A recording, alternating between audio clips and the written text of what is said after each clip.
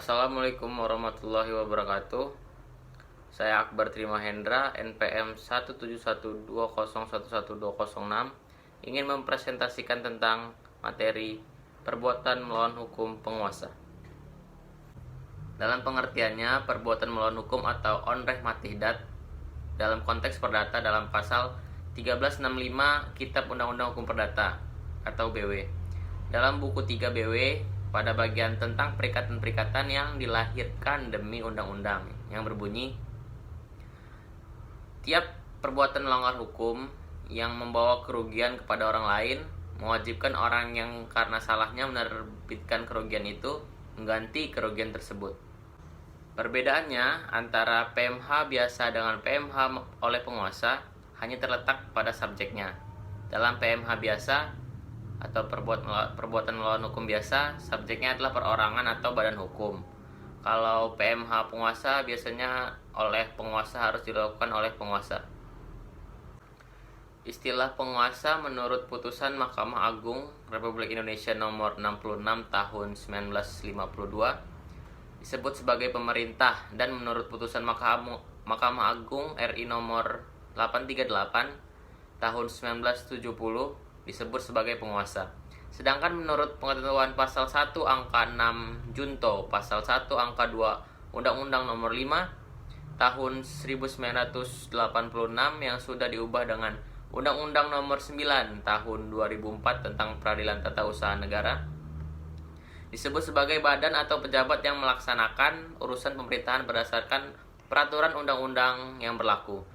Sehingga pengertian tidak hanya meliputi instansi-instansi resmi yang berada dalam lingkungan eksekutif di bawah presiden, akan tetapi termasuk juga badan atau pejabat lain yang melaksanakan urusan pemerintahan tersebut.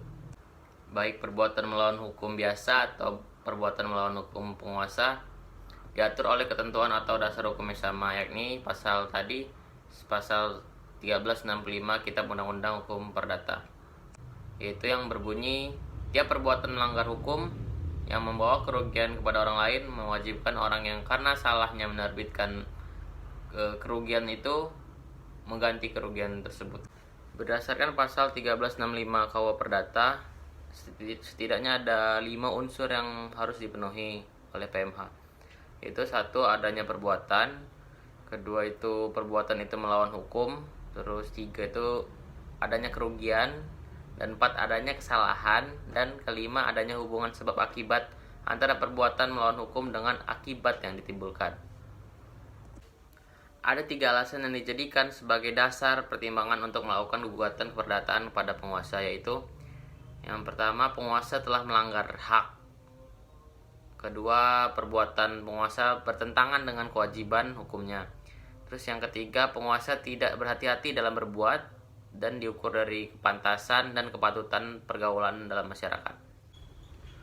Ada 2 alasan benar bagi penguasa yang tidak dapat dibebani pertanggungjawaban keperdataan, yaitu apabila perbuatannya dilakukan karena perintah undang-undang dan perbuatan tersebut sesuai dengan hukum tidak tertulis yang berlaku di dalam masyarakat. Tapi dalam menjalankan perintah undang-undang tersebut, negara tidak diperbolehkan untuk melanggar batas-batas kewenangannya, maka ia dapat digugat secara keperdataan. Selain itu juga, penguasa dapat digugat telah melakukan onreh matidak apabila ia melakukan perbuatan tersebut secara sewenang-wenangnya.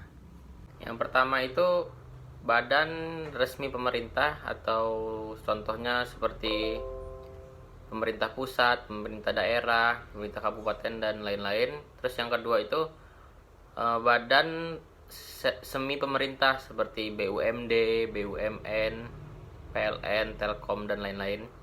Nah, yang ketiga itu badan swasta yang menjalankan urusan pemerintahan.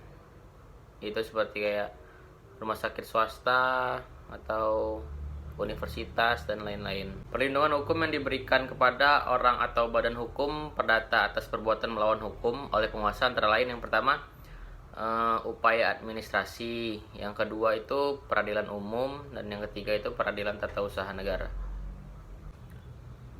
Cukup sekian presentasi materi perbuatan melawan hukum oleh penguasa.